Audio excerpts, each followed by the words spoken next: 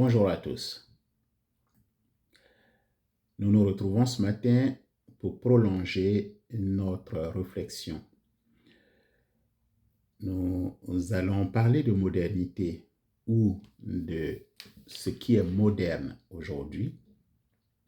Mais avant, nous allons rappeler notre objectif sur cet espace qui se nomme Apénée, donc le tam-tam. Nous avons pour objectif d'amener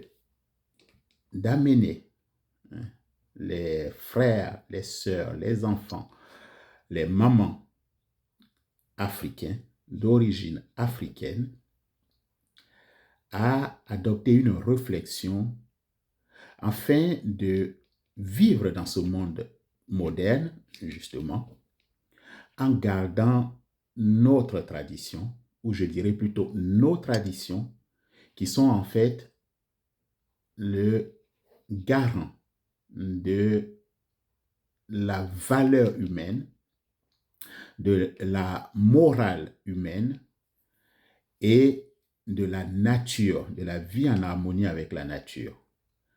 C'est ça notre objectif. Comment donc garder tout ça? Comment être nous-mêmes, mais en vivant dans ce monde moderne, ce monde dit moderne? Alors, ce qui est moderne, c'est ce qui est de notre temps. Ça, c'est la définition basique. La modernité est en rapport avec ce qui est contemporain. Aujourd'hui, on ne peut pas parler de la vie contemporaine, c'est-à-dire de la vie d'aujourd'hui, sans parler de développement et de technologie. Pour moi, le développement aujourd'hui, c'est la mise en œuvre des produits de l'industrie, de la technologie, qui libère, je dis bien libérer entre guillemets, les êtres humains des tâches fastidieuses. Si nous prenons simplement l'exemple des voyages, des déplacements, de la mobilité, aujourd'hui, la science moderne a mis à notre disposition des objets, des machines, des véhicules qui nous permettent de voyager rapidement, confortablement par rapport à nos ancêtres. Voilà donc un instrument, ou je dirais un produit moderne qu'est la voiture, qu'est l'avion, les bateaux. Les bateaux à moteur, à propulsion à moteur, parce que nos ancêtres avaient leurs grands bateaux qui étaient propulsés par la force du vent, mais n'avaient pas la même rapidité qu'aujourd'hui. Donc aujourd'hui, on a les bateaux à moteur diesel ou électrique qui vont un peu plus vite, que ceux de nos ancêtres qui étaient propulsés par la force éolienne. Voilà donc des objets modernes.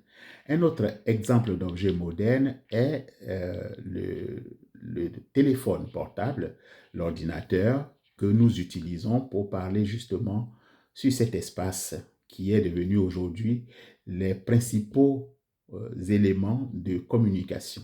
Voilà donc un moyen, entre guillemets, moderne par rapport, donc, dans un passé très récent, par rapport au courrier, par rapport à écrire un courrier, envoyer une lettre en attendant que la lettre soit acheminée, que le destinataire reçoive, qu'il écrive aussi et que ça revienne.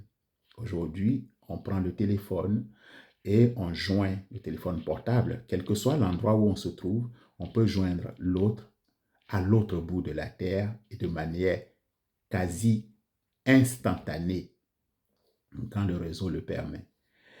Un autre moyen moderne pour ce qui concerne mon milieu de travail, c'est aujourd'hui les opérations chirurgicales qui permettent le fait de ne plus ouvrir le corps humain, par exemple, de mettre des petits appareils, de passer par un petit trou ou les orifices naturels, de passer par ces orifices naturels-là et de mener les opérations à l'intérieur du corps Ce qui fait que du fait de la non-ouverture du corps humain, le rétablissement est plus rapide.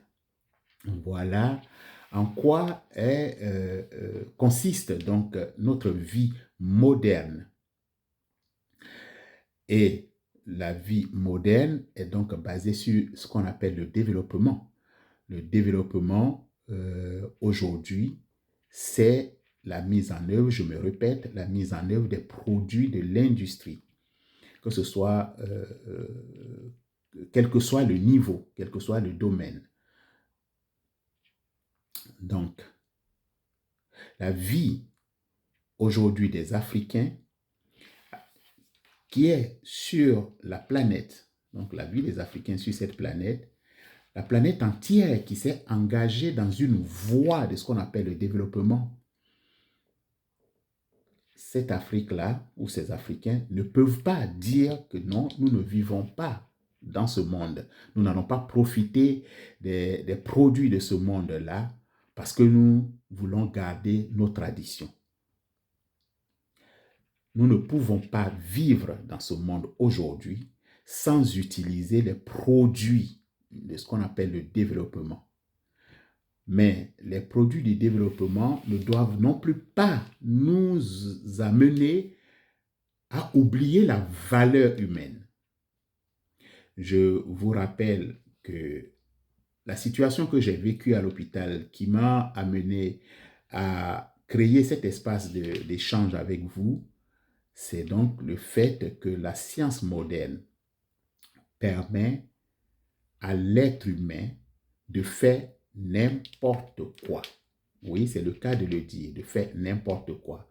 De transformer un homme masculin, un être humain masculin, en une femme et vice-versa. La nature ne fait pas les choses au hasard. La nature ne se trompe pas.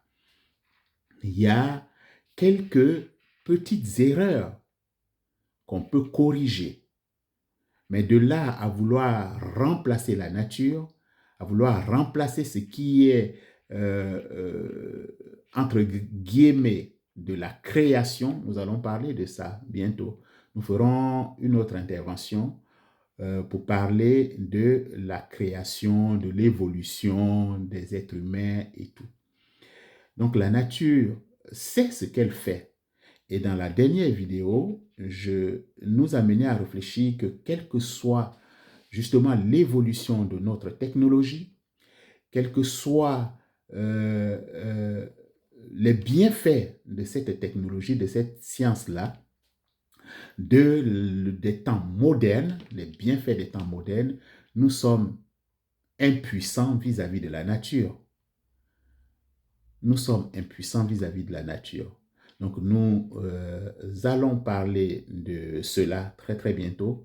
Aujourd'hui, nous allons donc nous arrêter sur l'utilisation des outils et le profit de cette vie moderne qui ne doit pas nous amener à oublier nos traditions, à oublier les valeurs humaines. Quelqu'un disait, un grand penseur disait, « Science sans conscience n'est que ruine de l'âme ». Nous pouvons donc vivre aisément en profitant de la manière la plus convenable des produits de notre science, mais sans perdre notre âme, sans ruiner notre âme. Merci à tous et à très très bientôt.